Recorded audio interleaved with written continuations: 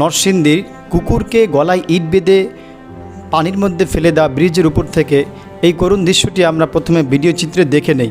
তবে এর আগে আমরা বলবো, যেহেতু একটা কুকুরের ব্যাপারে এমন সিদ্ধান্ত নেওয়া হয়েছে, এমনকি সেই চক্রান্তকারী বা দুর্বৃত্তকে, অমানুষকে গ্রেপ্তারও করা হয়েছে। আমরা ধন্যবাদ জানাই প্রশাসনকে। যদি কুকুরের বেলায় একটি এই পদক্ষেপ নেওয়া হয়, তাহলে মুসলমানের দাম, মান, শান আসমানের চেয়ে বেশি, চন্দ্রের চেয়ে বেশি, সূর্যের চেয়ে বেশি, সারা পৃথিবীর থেকে একজন মুসলমানের দাম বেশি। একজন কুকুরের বেলায় যদি এই পদক্ষেপ নেওয়া হয়, ধন্যবাদ জানাই সেই প্রশাসনকে, ধন্যবাদ জানাই জাতীয় এবং দায়িত্বশীল এদেরকে।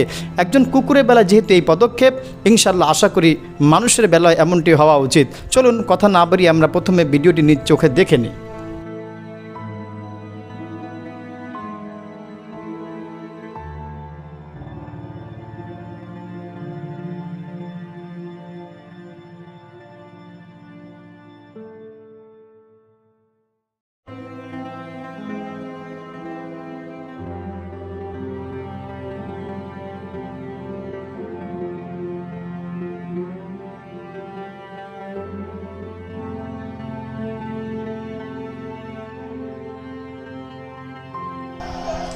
সম্মানিত দর্শক, ভিডিও চিত্রে আমরা নিজ চোখে দেখতে পেলাম যে কুকুরকে এই অবস্থাটি করা হলো। আসলে এটি কি কোনো সুস্থ মানুষ, বিবেকসম্পন্ন মানুষের কাজ হতে পারে? না।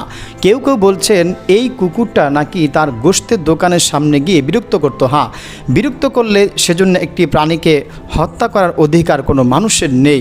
কেননা আল্লাহ তাআলা সমগ্র সৃষ্টির অধিকারী, মালিক, এবং তারই একমাত্র ক্ষমতা কোনো প্রাণকে শেষ করে দেওয়া বা নিঃশেষ করে দেওয়া বা দুনিয়া থেকে একেবারে নিচ্ছিন্ন মুছে ফেলা। কিন্তু একটি প্রাণী হয়ে আরেকটা প্রাণীর এমনভাবে কখনো আগুনে, কখনো পানিতে, কখনোভাবে অন্যায়ভাবে হত্যা করা, এটি ইসলাম কখনো সমর্থন করে না।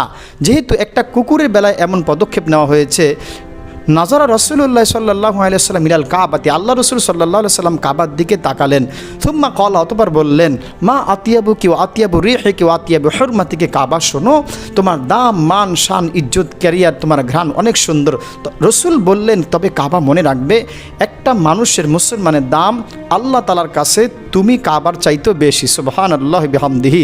তাহলে আমরা বুঝতে পারলাম রসুল সাল্লাল্লাহু আলাইহি ওয়াসাল্লামের হাদিস থেকে যে একজন মুসলমানের দাম কাবার চেয়েও বেশি।